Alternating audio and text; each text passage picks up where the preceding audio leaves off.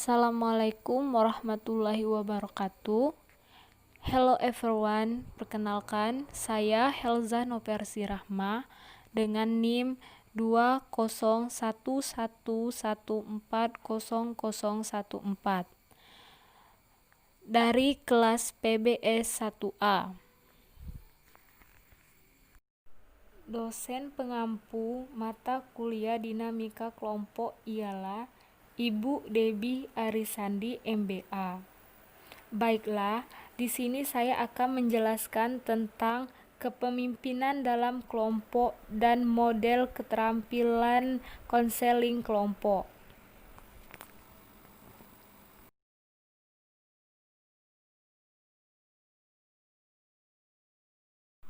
Sebelum saya menjelaskan materi tersebut, saya akan menjelaskan apa sih dinamika kelompok itu.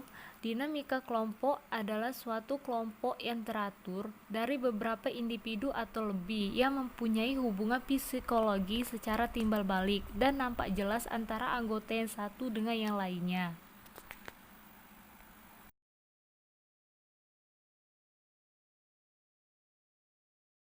Materi pertama ialah tentang konsep dasar kepemimpinan kelompok. Kepemimpinan kelompok merupakan suatu kemampuan dan kesiapan seseorang untuk mempengaruhi, membimbing, dan mengarahkan atau mengelola orang lain agar mereka mau berbuat sesuatu demi tercapainya tujuan bersama. Kekuatan kepemimpinan dalam kelompok. 1. Kekuatan visi, yaitu pemimpin harus memiliki visi yang kuat dalam kepemimpinannya. Artinya, dia mengetahui dengan jelas masa kepemimpinannya suatu organisasi atau kelompok yang dia pimpin akan dibawa kemana. 2. Kekuatan komunikasi, yaitu kekuatan komunikasi sangat mutlak harus dimiliki oleh setiap pemimpin, karena pemimpin adalah orang yang akan memberikan arahan dan petunjuk untuk setiap gerakan dan pekerjaan yang akan dilakukan oleh setiap anggotanya. 3.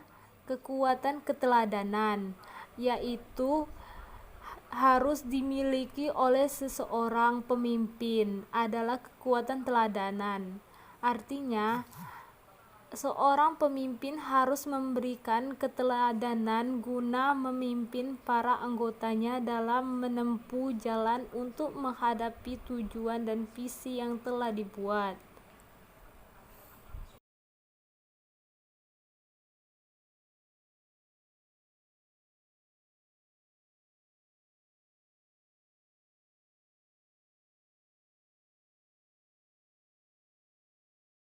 Teori-teori kepemimpinan ada 3, yaitu teori sifat, teori perilaku, dan teori situasional. Masalah dan anyang yang diberikan anggota analisis kepemimpinan kelompok yaitu karena ketidakpercayaan. Biasanya kehancuran suatu organisasi disebabkan oleh ketidakpercayaan anggota terhadap sistem kepemimpinan dari kepemimpinannya dan kurangnya tanggung jawab. Masalah kepemimpinan ini berawal dari pemimpin yang kurang bertanggung jawab dalam memimpin instansi atau organisasi.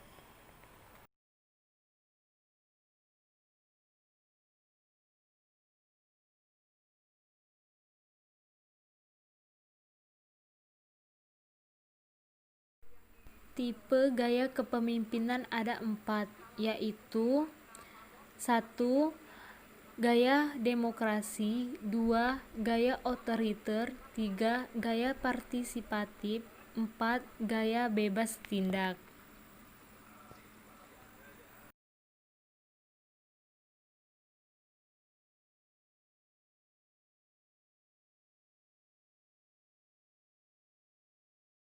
Materi yang kedua ialah model keterampilan konseling kelompok. Terdapat 4 pembahasan. A. Konsep dasar bimbingan kelompok. B. Proses dan strategi konseling kelompok. C. Tahapan konseling kelompok. D. Tugas, fungsi, dan pandangan keterampilan konselor. A. Konsep dasar bimbingan kelompok. Pengertian bimbingan kelompok. Bimbingan kelompok merupakan salah satu layanan bimbingan dan konseling yang diberikan kepada sejumlah individu dalam bentuk kelompok dengan memanfaatkan dinamika kelompok untuk membahas topik tertentu yang dipimpin oleh pemimpin kelompok, bertujuan menunjang pemahaman, pengembangan, dan pertimbangan pengambilan keputusan atau tindakan individu. Tujuan bimbingan kelompok. 1. Melatih siswa dapat bersikap terbuka di dalam kelompok. 2. Melatih siswa untuk dapat membina keakraban bersama teman-teman dalam kelompok. 3. Melatih siswa untuk dapat mengendalikan diri dalam kegiatan kelompok. 4. Melatih siswa untuk dapat bersikap tenggang rasa dengan orang lain. 5. Melatih siswa memperoleh keterampilan sosial. 6. Membantu siswa mengenali dan memahami dirinya dalam berhubungan dengan orang lain. 7. Melatih siswa untuk berani mengemukakan pendapat di hadapan teman-temannya.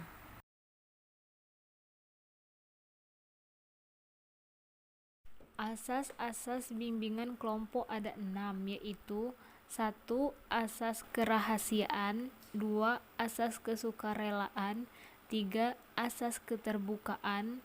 4. Asas kemandirian. 5. Asas kekinian. 6. Asas kenormatifan. D. Tugas, fungsi, dan pandangan keterampilan konselor. Tugas konselor. 1.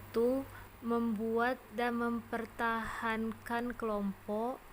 2. Membentuk norma-norma dalam kelompok. 3. Membentuk budaya dalam kelompok. Fungsi konselor. 1. Sebagai pengatur lalu lintas atau pemegang kendali. 2. Sebagai model perilaku yang sesuai. 3. Sebagai katalisator. 4. Sebagai fasilitator komunikasi. Keterampilan konselor. 1. Perilaku eye-tending atau menghampiri klien. 2. Empati. 3. Refleksi. 4. Eksplorasi. Tahap-tahap dalam bimbingan kelompok ada 4, yaitu tahap pembentukan, tahap peralihan, tahap kegiatan, tahap pengakhiran. Proses dan strategi konseling kelompok. Proses-proses dalam konseling kelompok ada 4, yaitu 1. Tahap pemulaan. 2. Tahap transisi. 3. Tahap kegiatan. 4. Pengakhiran.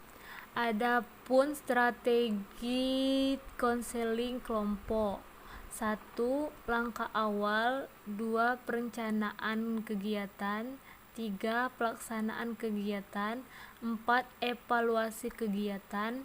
5. Analisis dan tindak lanjut hasil penilaian suatu kegiatan. C. Tahap konseling kelompok. Yang pertama, tahap pembentukan. 2. Tahap peralihan. 3. Tahap kegiatan. Dan 4. Tahap pengakhiran.